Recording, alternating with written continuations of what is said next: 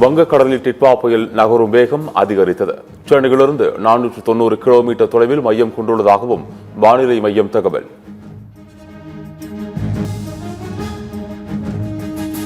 புதுச்சேரி மற்றும் காரைக்காலில் நாளை பள்ளி மற்றும் கல்லூரிகளுக்கு விடுமுறை அறிவிப்பு. டிட்வா புயல் கனமழை எச்சரிக்கை காரணமாக புதுச்சேரி அரசு உத்தரவு.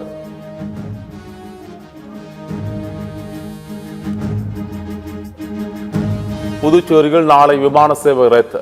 டிட்வா புயல் கனமழை எச்சரிக்கை காரணமாக அறிவிப்பு.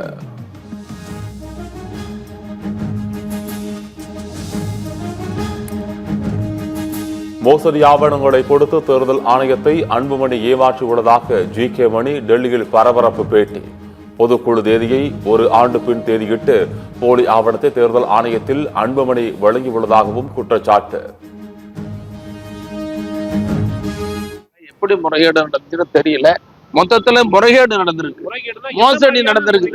2026 ஆகஸ்ட் வரைக்கும் பதவி இருப்பதாகவும் ஒரு போலியான ஆவணத்தை இந்திய ஜனநாயகத்தை கட்டி காக்க வேண்டிய தேர்தல் ஆணையமே அன்புமணி மோசடிக்கு துணை போய் உள்ளது என ஜி.கே. மணி ஆதங்கம். அன்புமணியின் மோசடியை கண்டித்து போராட்டம் நடத்தப்படும் என்றும் அறிவிப்பு. ஜனநாயகத்தை கட்டி காக்கிற தேர்தல் ஆணையம் ஒரு மோசடியான படுகொலையான ஒரு உத்தரவை இன்று வெளியிட்டிருக்கிறது. இது மிகப்பெரிய வேதனை அளிப்பதோடு கண்டனத்துக்குரியதாகவே நாங்கள் பார்க்கிறோம். ஒரு தேர்தல் வெற்றியையாவது பெற்றிருக்கிறாரா எடப்பாடி பழனிசாமி? தாவேக்கவில் இணைந்த பின்னர் கோபிச்செட்டிப்பாளையம் சென்ற செங்கோட்டையன் பேச்சு.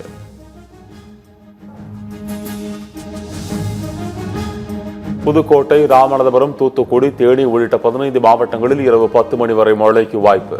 வானிலை ஆய்வு மையம் தகவல்.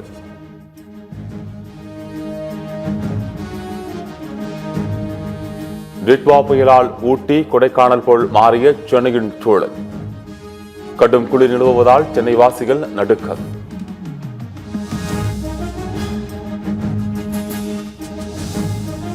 கோவை கவுண்டம்பாளையம் அரசு அடுக்குமாடி குடியிருப்புகளில் பூட்டியிருந்த 7க்கும் மேற்பட்ட வீடுகளில் கதவை உடைத்து திருட்டு. தடயங்களை சேகரித்து போலீசார் விசாரணை.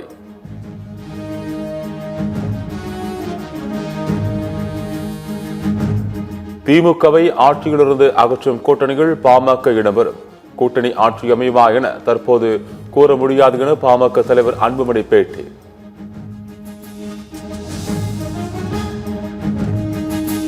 2026 சட்டமன்ற தேர்தலில் ராயபுரம் தொகுதிகள் தான் போட்டியிடுவேன்.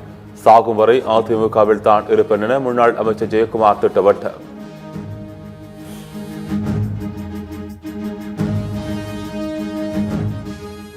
ஏழை வழக்கறிஞர்களுக்காக நள்ளிரவு வரை நீதிமன்றத்தில் அமர்ந்திருப்பேன். உச்சநீதிமன்ற தலைமை நீதிபதி சூரியகாந்த் பேச்சு.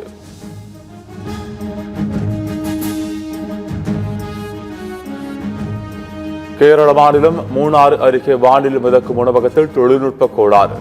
சுமார் 1.5 மணி நேரம் அந்தரத்தில் தொங்கிய சுற்றுலா பயணிகள்.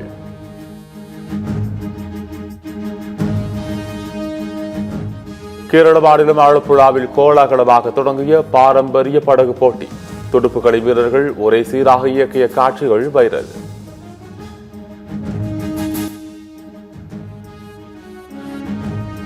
தேஜஸ் விமானம் உலகில் பாதுகாப்பான போர் விமானம். துபாய் சம்பவம் அதன் எதிர்காலத்தை பாதிக்காது. இந்துஸ்தான் ஏரோநாட்டிக்ஸ் லிமிடெட் நிறுவனத்தின் நிர்வாக இயக்குநர் சுனில் திட்டவட்டம். டிட்வா புயல் காரணமாக இலங்கையை புரட்டி போட்ட பேய் மழை. கனமழை வெள்ளத்தால் 100க்கும் மேற்பட்ட ஆறுகளில் வெள்ளப்பெருக்கு ஏற்பட்டதால் ஆயிரக்கணக்கானோர் பாதிப்பு.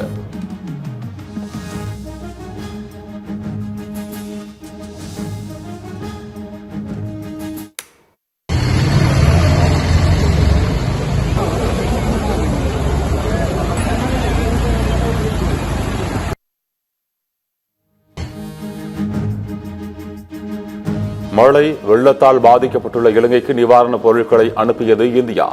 இந்தியாவின் INS விக்ராந்த் மற்றும் INS உதயகிரி கப்பல்கள் மூலம் முதற்கட்ட நிவாரணப் பொருட்கள் அனுப்பி வைக்கப்பட்டன.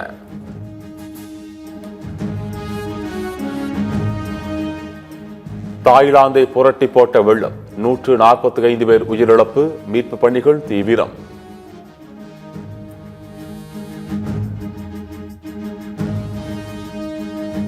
இந்தியா இலங்கை மகளிர் T20 கிரிக்கெட் தொடருக்கான அட்டவணை அறிவிப்பு. முதல் T20 போட்டி டிசம்பர் 21ஆம் தேதி விசாகப்பட்டினத்தில் நடைபெறவுள்ளது.